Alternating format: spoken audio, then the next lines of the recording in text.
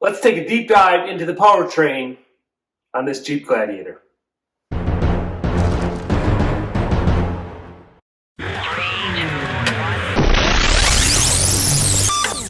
Under the hood of the Jeep Gladiator, we've got one of two options. This truck here has the 3.6 liter Pentastar V6. This is used heavily across Chrysler and Jeep Dodge vehicles, from the Charger, the Challenger stock engines, to the Chrysler Pacifica minivan, to the Jeep Gladiator. And one of the things that they do in the Jeep Gladiator and the Jeep Wrangler to adopt this engine for trail rated Jeep duty is they move the alternator up high here. Normally this is down low, but for water fording, this cannot be submerged, so it's moved up. In addition, that changes some other things on the front of the engine. And the other thing is some of those other vehicles, except the rear drive cars, this orientation is switched for front drive duty. Personally, I like the rear drive configuration.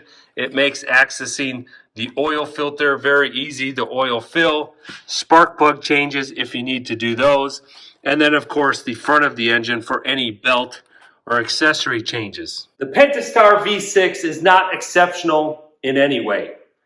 It is 285 horsepower, 260 foot-pounds of torque. It's probably most notable for what it is missing. This powertrain almost seems like it's from a bygone era. Things are quickly changing in the automotive world, and this engine does not have a hybrid option. It does not have a turbocharger or a supercharger, some type of power adder. It does not even have direct injection. But I'm happy about all those things, and I'll tell you why. I'm a bit old school, and I like to keep things simple. This engine is used in so many vehicles along the Chrysler, Jeep, Dodge lineup that they've made a huge volume of them for a long period of time. Normally, that is going to give you the most reliable engine that a manufacturer can offer. And from all things I've read and talked to people, this engine is very reliable, well into the 200s of thousands of miles. And part of that reason is because of those things it's missing. Turbochargers, superchargers give you a lot of low-end torque, and that's great to drive with. Unfortunately, that drives very high cylinder pressures at low RPMs, which engines do not like in the long term. Those engines will wear out sooner. It's a fact. A hybrid powertrain, of course, that's been used for many years, but that adds an electric motor, some batteries, a lot of other components. And if you drive those things into the 200s of thousands of miles, 10 years down the road, it's inevitable you are going to have problems with those. The other piece, direct injection. It probably gives you 1 to 2% extra power, maybe 0.5% extra mileage. And those things are great if there's no other trade-off for that. Most people don't understand what adding direct injection includes. All vehicles today are fuel injected. That comes with a set of port injectors in the intake and one fuel pump in the fuel tank. Adding direct injection now takes those injectors out of the intake ports, moves them into the combustion chambers. The combustion chamber reaches 16 to 1700 degrees. It is a much more demanding environment for that injector, so your injector is not going to last as long, and if you do have to replace it, it's much more expensive. In addition to that, we're injecting directly into the combustion chamber, so we need a couple thousand PSI to do that. Normal fuel injection systems operate 65, 80 PSI, something like that, relying solely on that fuel pump in the tank. If you have direct injection, to get to those fuel pressures, you need to add a high pressure fuel pump that is driven off the engine. So at the end of the day, I kind of like this engine for what it is missing. It's kind of an old school, naturally aspirated, larger displacement V6 that just goes about its job very happily, very smooth running, wants to rev, just kind of an endearing engine that's not exceptional in any way, but just pretty darn good. Now the other option in the Jeep Gladiator is the 3-liter EcoDiesel. I had that in a 2017 Ram 1500 and really loved the engine. The only thing that scared me away from it in this vehicle is some horror stories on reliability.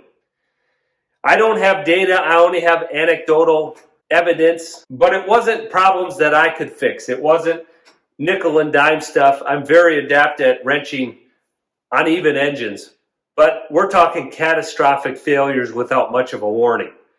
That scared me off a little bit. So the other thing with the diesel engine is that forces you to get an automatic transmission.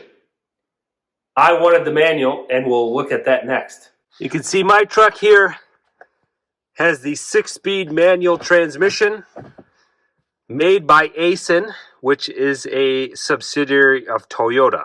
Underneath the truck here, we can see the manual transmission. It is a shiny, fine-looking unit tucked right back behind the engine here. And as I said, this 6-speed manual is made by Aisin. They're well known for making incredible transmissions. So you might say Aisin transmission, a Toyota subsidiary. That's kind of odd that Jeep is sourcing transmissions through them. But actually, they've got quite a long history of working with them and supplying transmissions. So the Jeep Cherokee, the XJ, that was made up until 2001, also had Aisin transmissions in it. In those cases, they were automatic transmissions and manuals. But that's one of the reasons you see some of those XJs still on the road, and probably with the original transmission, and those automatics were bulletproof. If you go with the automatic transmissions, there's actually two different options. Not that you can choose, but if you have the 3.6 liter Pentastar V6, you get an 850 RE 8-speed automatic transmission. If you go with the Eco Diesel, you have an 8 HP 8-speed automatic transmission. The transmission with the Eco Diesel obviously has a much higher torque rating to accommodate the much higher torque output of the diesel engine. The 850 RE is an okay transmission. I have not heard any major issues about it. I know from personal experience that 8 HP, made by the ZF Corporation out of Germany, they use that across the lineup of Ram trucks. I've had several of those, and that is a very smooth engine with very good reliability. Now, if we move behind the transmission, all Gladiators are four-wheel drive, so of course they all need transfer cases. There's 3 different options of transfer cases in Jeep, just like the Jeep Wrangler. This is the standard unit without auto four-wheel drive. There's the one with the auto four-wheel drive, basically a selection that you can have to create a limited slip in this so you can have it on dry pavement. Then there's the option in the Rubicon, which has a lower crawl ratio.